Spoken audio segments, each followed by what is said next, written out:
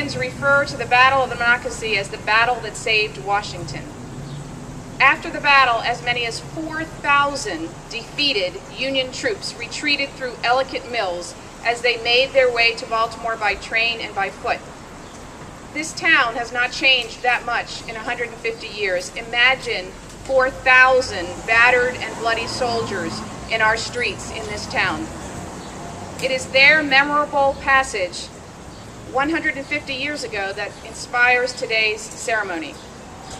Today we have the honor of dedicating a plaque generously donated by Historic Ellicott City, Inc., recognizing the men from Howard County who served in the Union Army.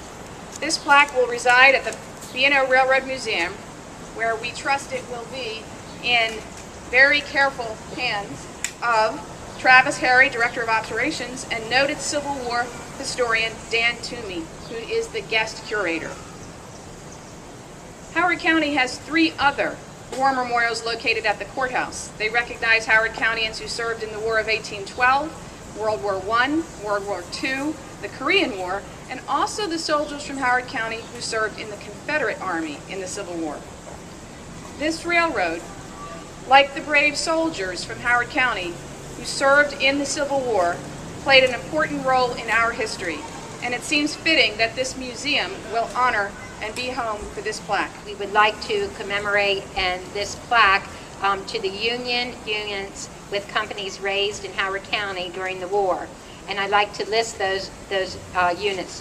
The first unit was the Patapsco Guards Independent Company Infantry, 1st Maryland Volunteer Infantry, 3rd Maryland Volunteer Infantry, the 3rd Potomac Home Brigade Company I, the 2nd Maryland Volunteer Cavalry Company C, the 4th Maryland Volunteer Infantry U.S. Colored Troops, the 39th Maryland Volunteers Infantry U.S. Colored Troops. If Maryland represents a divided state during the Civil War, Howard County represents a divided county. The old line families of the Revolution owned the plantations that surrounded Ellicott Mills, while the town was populated, for the most part, by a German and Irish class that worked the mills and operated the railroad.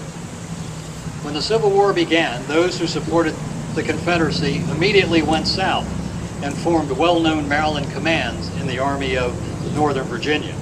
Those who chose to defend the Union also enlisted and fought opposite their fellow Marylanders in the Army of the Potomac. By the end of the war, 25 regiments of infantry were credited to the state of Maryland, but only one independent company, our beloved Patapsco Guards, remained unassigned to any regiment throughout the war. I do not mean to imply that nobody wanted them, only that they had a unique history. Several of the units listed on this plaque had excellent combat records, no more so than the 4th and 39th United States Colored Troops, with a total of 5 Medal of Honor recipients, including Howard County's own Decatur Dorsey.